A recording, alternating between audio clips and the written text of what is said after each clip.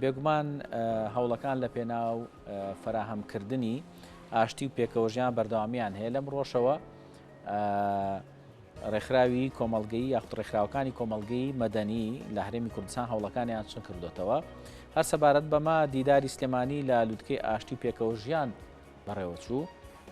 بە ئامانجی بەرقەراربوونی ئاشتی و دروستکردنی پردێکی پەیوەندی لە نێوان ڕێکخراوەکانی کۆمەڵگەی مەدەنی لە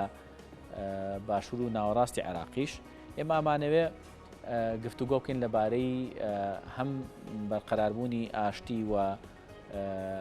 ئاشتەوایی کۆمەڵایەتی و ئاشتەوایی لە پێکەوەژیان و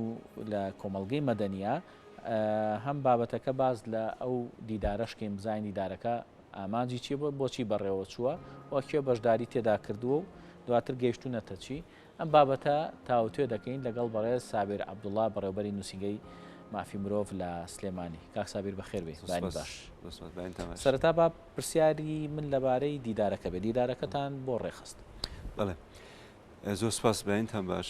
بەیانی بینەرانی کورسان نیوز باش. دیداری سلێمانی یاخو لووتکەی سلێمانی بۆ ئاشتی کۆمەڵایەتی لووتکەیەک بوو تقریبا لەسەر پێشنیاری و لەسەر داوای هەندێک لە بەڕێزانی با بڵێن باشوور و ناوەڕاستی عێراق و باغای پایتەخت و ئەوە بوو کە کۆمەڵێک لە کەسانی دیار کەسانی چالاکوان کەسانی ئەوەی کە ڕۆڵیان هەیە لە ڕێکخراوەکانی کۆمەڵگەی مەدەنی کە هاتنە سلێمانی لە 28 و دوێنێش کە 2 بوو با بڵێن ینی لووتکەکە کۆتایی پێات کە لە ڕێو ڕسمێکا بەڕێوەچوو لە زانکۆی جیهان لە سلێمانی ئەم دیدارە یاخو ئەم لووتکەیە توانین بڵێن هەنگاوی سەرەتایە وەکو پارێزگای سلێمانی دیارە لە شوێنی کە ینی پارێزگەکانی کەی عێراق با بڵێن ئەم لووتکەیە ینی ئەنجام دراوە لە هەندێک پارێزگاوە لە هەندێکشی هێشتا ماوە بکرێت و پێم وایە بەرنامەیەوەشیان هەیە کە لە پارێزگای هەڵەبجەش ئەنجام بدرێت کە من لەو لووتکەیە لە کۆبنەوەی ئامادەکاری بۆ لووتکەکە من پێشنیارم کرد کە لەبەرەوەی کە پارێزگای هەڵەبجە پارێزگایکی نوێیە و خەڵکی هەڵەبجەی شەهید ئەن خەڵکێکی ینی قوربانی دەر و بەر کۆمەڵە شاڵاوی درندانەی ئێستا دەمی ڕژەمی پێشووی بەعسکەوتون وەکو گەلی کورد ینی سیمبولی ینی خەبات و بەرخۆدانی ئێمەیە لەبەر ئەوە من وەکو خۆم پێشنیارم کرد کە پێویستە ئەم دیدارە و ئەم لووتکەیە لە پارێزگای هەڵەبجە بکرێ و بریا ینی لە هەڵەبجە پێش سلێمانیش بکرایە بەڵام ینی کاتەکان کێشەیەک نییە بە شێوەیەکی گشتی ئەوانش زۆر بە سنگێکی فراوانەوە ئەو پێشنیاران وەرگرت و زۆریان پێخۆش بوو و خۆشیان لە لووتکەکەی دوێنێ بەڕاستی زۆر ستایشی با بڵێن دۆخی هەڵەبجە و ینی قوربانیدانی شاری هەڵەبجە قوربانیدانی گەلی کورد وە بە شێوەیەکی گشتی کە ینی زۆر شایستەیە زۆر مستحقی ئەوەیە کە زۆر لای لێ بکرێتەوە پێیان خۆش بوو لە ئایندەیە ئەوانیش بێن لووتکێشی تایبەت بە ئاشتی کۆمەڵایەتی و پێکەوەژیان لە سووری پارێزگای هەڵەبجە ئەنجام بدەن. ئەوەی دوێنێ سلێمانی ینی توانم بڵێم دیدارێکی زۆر سەرکەوتوو بوو و زۆر پێیان خۆش بوو ئەو تەرح و ئەو پێشنیار و ئەو با بڵێن ڕاگۆڕینەوەی کە ئێمە کردمان لەگەڵیان ئێمەوەکو من بەڕاستی وەکو بەڕێبەرایەت ینی عەفو بوو وەکو نووسینگەی مافی مرۆڤی سلێمانی دەستەی سەربەخۆی مافی مرۆڤ بەشداریم کردووە هەم وەکو ئەندامیش لە بزافی ئاشتی ناوخۆیی ئەنی بان کە هاوڕێیانی با بڵێن ئەو بزافەش لەوێ ئامادە بوون. باش ئەوانەی کە کاک سابیر ئەو میوانانەی کە بەشداری دیدارەکەیان کرد بێگومان تۆ باس لەوە کرد هەم لەسەر پێشنیاری ئەوان بۆ کە لە باشوور و ناوەڕاستی عێراقەوە ئەم دیدارە ئەنجام بدرێ ئەوان پێشنیاریان چی بوو بۆ دیدارەکە یعنی چیان خستە ڕوو لە دیدارەکەیە ئەوان پێیان وا بوو ئێستا پێکەوەژیان و ینی پێکەوژیانی ئاشتیانە لە عێراقا لە دۆخێکی باشایە یاخود لە ژێر مەترسیایە بۆیە ئەوان داوایان کردووە دیدارێکی لەم شێوەی ڕێک بخرێ. پرسیارێکی جوانە کاگرانج بەڕاستی ئەوانیش لە تێبینەکانیانەوە لە ڕە و بۆچوونەکانیانە کۆمەڵی شتیان وروژان لەوەیە کە هەستەکەن لە هەرێمی کوردستانیش با بڵێن جۆرێک لە ناسەخامگیری و جۆرێک لە توندوتیژی و پێشەرکاری بەرامبەر مافەکانی مرۆڤ یعنی حاڵەتەکانی کوشتن و خۆکوشتن و با بڵێن جۆرێک لە زیادەڕەوی پێشەرکاری ئەوانە زۆر بووە بۆیە بە باشیانزانی کە یعنی ئەنجامدانی ئەم جۆرە دیدارانە ئەم جۆرە لووتکانە سەبارەت بە ئاشتی کۆمەڵایەتی و پێکەوە ژیان و ئەوەی پێوترێ بەگژاچوونەوەی توندوتیژی زۆر زۆر گرنگە لە هەموو کۆمەڵگەی هەموو پارێزگاکانە بکرێت ینی بە شێوەیەکی گشتی بەڵام ئەوان ئەوەشان نەشاردەوە کە لە باشوور و ناوەڕاستی عێراق و لە پارێزەکانی تری خوارو بە شێوەیەکی گشتی دایما ناسەخامگیری و توندوتیژی بوونی هەیە و باسی زۆر حاڵەتیانە کرد کە بەڕاستی ینی دوورە لە مرۆڤایەتی و ینی بابەتی تری توندوتیژی بە شێوەیەکی گشتی کە هەیە ئەوەش ینی ئێمەش و ئەوانش ینی گەڕانمانەوە بۆ هەبوونی کۆمەڵێ هۆکاری با بڵێن بابەتیانە و هۆکاری ینی ڕەهەندی قوڵ لە ناو ینی ناوجەرگەی کۆمەلگایە کە وا ئەکات ئەم کاردانەوانە بۆ شێوەیە بێت ئەم توندوتیژانە بۆ شێوەیە بێتەوە لە چەند ڕۆژی ڕابردووە وەکو خۆمان بینیما لە هەرمی کوردستانیش کە کۆمەڵە شتی نەخوازرا و کۆمەڵی پێشەرکاری نەخوازرا و بابەتی کوشتن و هەڕەشەکردن و جۆرێک لە با بڵێن پێشەکردنی مافەکانی مرۆڤ و کۆتایی هێنان بە ژیانی مرۆڤ بۆ شێوەیە باش ڕوویدا ئەوە کاکساوی با بزانین ئەوان ئاماریان بۆ ئێوە خستە ڕوو لەوێت ئامارەکان ڕوو لە هەڵکشانە لە توندوتیژیە پێکەوە ژیان لەوێ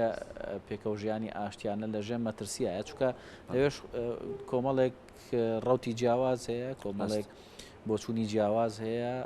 ئاینەکان کۆمەڵک مەزهب هەیە ینی لای ئەوانیش ئەوان خستە ڕوو کە ئامارەکان لای ئەوانیش ڕوو لە زیاد بوونە بەداخەوە دەرفەتی ئەوە نەبوو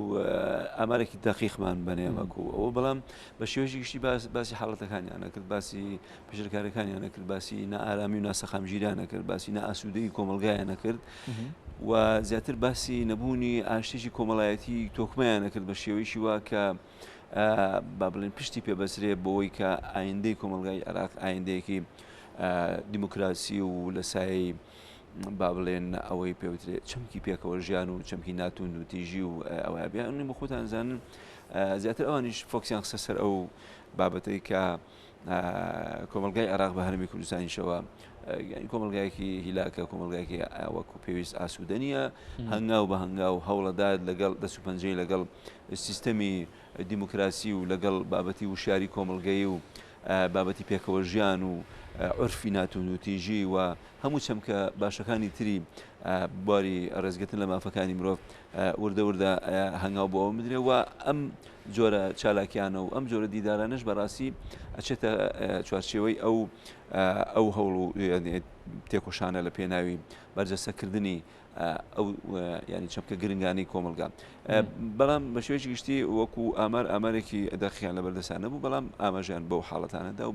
بۆ توندوتیژانە کە لە باشووری عێراق و لە ناوەڕاستی عێراقیش زۆرە بەڕاستی باسی ئەویانە کرد کە ئینتیمای عەشایری و ئەو ڕێگە قوڵەی با بڵێن کە بابەتی سۆڵحی کۆمەڵایەتی و ئەوە لە دیوەخان و لە بارگای عشیرەتەکان و لای شێخەکان مەسەرەن هەیە لەوێ زۆر بەزەخی هەیە بەڕاستی ئەمە خۆی بۆ خۆی ئەنجەڕۆ بۆی کە ئەمە ئەبێتە بەدیلی یاسا ینی بە شێوەیەکی گشتی لەبەرەوە ینی ئاماژە بۆش کرا کە لە ئەنجامی لاوازی ڕێکارە یاساییەکان و بڕیاری یاسایی لە یەکلایکردنەوەی کۆی کێشە و ناکۆکیەکان کە وای کردووە مەسەرەن دیوەخانی ینی شێخ و عەشایرەکان گەرم بێ لە یەکلایکردنەوەی ئەو کەسە. ئێمە مادەم باسەکە باسی ئەوەیە کە هەم هەرێمی کوردستانیش لەو دیداریا بەشدار بووە هەم بڵێن باشوور و ناوەڕاستی عێراقیش و پارێزگانی کە لەوێن ئێمە هەندێک شوێنمان هەیە لە هەرێمی کوردستان ناوچەی کێشە لەسەری پێڵێن دەوێت کۆمەڵێک بڵێن نەتەوەی جیاواز ئەژی ینی خەڵکی جیاواز ئەژی پێکاتی جیاواز ئەژی ئێوە باستان لەوە کرد لەوێ ئێستا زۆر جار مەسەل ئەبینین کێشەیەک لەو ناوچانە سەر ئەڵدا و پێکەوە ژیانی ئاشتیانە لەو ناوچانە خاتە ژێر مەترسیەوە بە تایبەتی کاتێکە کەسێکی کورد لەوەیە زەویکی هەیە کەسێکی عەرەب لەوێ زەویەکەی لێداگیرێتەوە ئێوە باسیەوەتان کرد کە بە دوای هۆکارەکان ئابگەڕێنەوە بە دوای چارەسەرەکەش ئابگەڕێن چکە پێکەوە ژیانی ئاشتی لەو شوێنانە زۆر گرنگترە لە ناوچەکانی دڵنیاییەوە بەڵێ بە شێوەیەکی گشتی باسی کۆی ناوچەکان کرا ینی بەگشتی باسی نەخشەی عێراقیرا باسی ئەوە کرا کە هیچ جیاوازێک لە نێوان هیچ پارێزگایەکە نەکرێت لە بابەتی ئاشتی کۆمەڵایەتی و لە بابەتی پێکەوە ژیان لە بابەتی ئەوەی کە چۆن وا بکەین ینی کۆمەلگایەکی عێراقی بە هەرێمی کوردستانیشەوە وێنە بکەین کە نمونە بێ بۆ ناوچەکە ینی باسی ئەوە کرا ئەو ینی خاڵی کە جنابەت باست کرد سەبارەت بە ناوچە کێشە لەسەرەکان ئێستا بەڕاستی بە جۆرە لە جۆرەکان جۆرێک لە ستەم و لە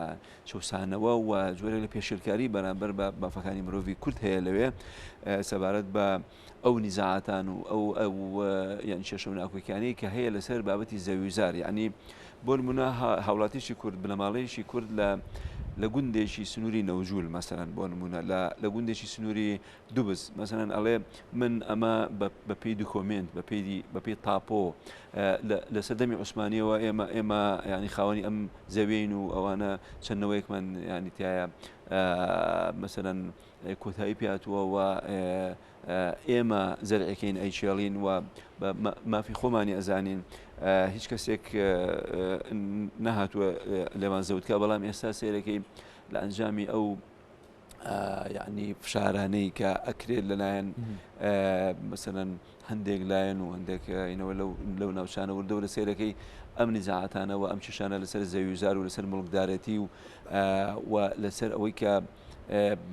ئەوەی هەست پێکرێت جۆرێک لە دەستەمکردنە لە نیشتەجێبوانی ینی کورد لەو ناوچانە کە بە خاک و بە زێدی خۆیان ئەزانن بەڵام سیرەکەی پێشەکانیان بەرامبەرە کرێ و ئەوانە وردە ناچارە کرێن یاخو فشاریان نەخرێت سەرکە ناوچەکان شۆ بکەن ئەمە ئەگەڕێتەوە بۆ ینی خاڵێکمان پێڵێ ینی ئەوەمان پێڵێ کە دەسەڵاتی سیاسی و با بڵێن ینی حکوومەت و مؤسسات ئەوەی کە ئینە ینی سیرەکەی جیاوازی ئەکات لە تێڕوانین بۆ پێکاتەکانی گەلی عێراق ینی لەبەرەوە خۆی ئەم ڕاستیانە باش ئەزانێ ینی کە چێ لەوێ نیشتەجێ بووە چێ لەوێ ژیاوە و چێش ئێستا مەسەرەن ینی هاتووە ئەوێت ئەو ناوچانە بە خەڵکی چۆ بکە کە بە زێدی خۆیان ێزانن لەبەرەوە بە منزورە گشتێکە و بە ڕوانگە گشتێکە ئێمە کە لەم بابەتە بڕوانین ئەمە جۆرێکە لە پێشێلکاری ئەوانە بۆ لەبەرەوەی کە ینی بابەتەکە بەسرێتەوە بۆی کە ئەم ناوچانە متەنازع عەلەیها ینی هێشتا کێشە لەسەرن کە کێشە لەسەرم کەڵک لەو بابەتە وەرەگیرێ بۆ بەرژەوەندی لایەک لەسەر حساوی لایەشی تر کاک سابیر با من ئەمە بە دەرفەت بزانم خۆتەزانی کە بەداخەوە ئەمە کە ئەیڵێم لە ماوەی ئەم چەند ڕۆژێ ڕابردووە 2 هەفتە 3 هەفتە ئەگەر بڵێ مانگێکیشە ئەوەی کە ئێمە چاودێریەکەن یاخود تێبینیەکەین وەکو میدیاکان بە بەردەوام ڕۆژانە کۆمەڵێک ڕووداوی زۆر دڵتەزێن ڕوایە کە خەڵک دەکوژرێ یاخود خەڵک کۆتایی بە ژیانی خۆی دەهێنێ وانش بۆ خۆی جۆرێک لە کاردانەوەیکی ناخۆشی لای کۆمەڵگە دروست کردووە ئێوە وەکو خۆتان وەکو نووسنگەی مافی مرۆڤی سلێمانی وەکو لایەنێک کە بەرپرسن لەو بابەتانە بە دوواداچوونی بۆکەن هەم لە دیدارەکە باسی ئەمەتان کرد هەم ئەتوانین بزانین کە بە دوواداچوونتان کردو هۆکارەکان چییە کە ئامارانە ڕوو لە زیاد بوونەکە بە دڵنیاییەوە ئێمە لە ینی پانێڵی ئامادەکاری بۆ لوتکەی دوێنێ لە ڕۆژانی پێشەوە ئێمە بەڕوونی ینی ئاماژە بە کۆمەڵی پوینت و کۆمەڵی خاڵ کرا سەبارەت بە ڕەوشی کۆمەلگا ینی چۆنە زیاتر ئاماژەش بە ئەو ڕوودا و ئەو پێشەرکاریانە کرا کە لێرەش و لەوێژ ڕوەدا بە شێوەیەکی گشتی ئەوان زیاتر باسی ناوچەکانی خۆیان کرد و ئێمەش زیاتر باسی ئەو بارودۆخی ینی خۆمان کرد بەدەر لە بارودۆخی سیاسی ئێمە زیاتر نەچوونە سەر بارودۆخی سیاسی بەڵام یەک نقطە باس کرا لەوەیە کە هەوڵ بدرێت لە ڕێگەی ئاشتی کۆمەڵایەتی و بەرزکردنەوەی پەیامی پێکەوە ژیان و پەیامی با بڵێن وێناکردنی ئاشتیشی کۆمەڵایەتی یعنی سەرتاسەری لە عێراقا کە وا بکرێ لایەنە سیاسیەکان شێوازی دیموکراسی بەکاربێنن لە دەستە و دەستکردنی دەسەڵاتی سیاسیە ئەمەش خۆی بەخۆی نقطەیەکە لە ئاشتی کۆمەڵایەتی ینی یەکێک لە چەمکە سەرشەکانێتی بەڵام بە شێوەیەکی گشتی کۆی بابەتەکان کۆی ڕووداوەکان بەو شێوەیە باس کرا کە تونوتیژی هێشتا بوونی هەیە کە پێشکردنی مافەکانی مرۆڤ هێشتا بوونی هەیە و بابەتی پێشکردنی ئازادی و کۆی چەمکەکانی تری ماف ینی بە شێوەیەکی گشتی لە ناو خێزانە لە مامەڵەکردنی تاک لەگەڵ تاک مامەڵەکردنی تاک لەگەڵ کۆمەلگا ینی لە زۆر شوێن بەداخەوە تونتیژی بەدیەکرێ و گیانی لێبوردەی و تەبایی و ئەوە کەمتر مەسەرەن بەدیەکرێ ینی سێرەکەی دایما خەڵکی بەداخەوە ینی لەسەر عساب ینی مامەڵە لەسەرەکەن ئەمە لەسەر جادە ئەبینرێ ئەمە لە ناو فەرمانگە و دایرێ ئەبینرێ تا چەند چەک ئاشتی کۆمەڵایەتی ئەمەی تێگاوە چەک ئاشتی کۆمەڵایەتی ئەمە ینی بێسنوور تێکداوە ینی ئەگەر ئێمە ناتوانین ڕەبتیکەین بە نیسبەیەکەوە ینی بە یاخو بە ڕێژەیەکەوە لەبەرەوە هەبوونی چەک بەڕاستی بەو شێوە ڕەهایە لە دەستی هاوڵاتیە بەداخەوەکە لە دوای ڕاپەڕینی ساڵی 1990 و تا ئێستا ئەم دیاردەیە کۆنتترۆل نەکراوە وای کردووە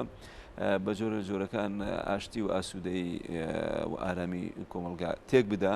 لەبەرەوە بۆ نمونە ئەگەر لە ئەنجامی دەمەقاڵەیەکەوە لە ئەنجامی لێکتێنەگەیشتنێکەوە ینی خەڵکێک با بڵێن کێشە لە بینیانە دروست بێت ئەگەر چەک حزوری هەبێ ینی کارەسات دەخڵکەنێ بەڵام ئەگەر چەک نەبێت لەو باوەڕێن بە ینی جۆرێک لە ینی لە شەرێکی بچووک ینی کۆتایی پێدێ لەبەرەوە هەبوونی چەکی بێمۆڵەت لە دەستی یانی خەڵکە دایما ئاسوودەی و ئارامی کۆمەلگا خاتە مەترسیەوە پێویستە ئەمە بە یاسار ڕێک بخرێ و پێویستە بڕیاری ینی بەهێز لێرە جێبەجێ بکرێ بۆی کە کۆنتترۆلی ئەم دیاردەی بکرێت و کۆنتترۆلی دیاردەی چەک فرۆشتنی با بڵێن بێمۆڵەتیش بکرێت لە بازاڕەکان دەست خۆش زۆر سپاس بۆ بەڕێز سابیر عەبدوڵڵا بەڕێوەبەری نووسینگەی مافی مرۆڤ لە سلێمانی خێر بێ سەرچاوان ڕاندومان کردی خێر بێت.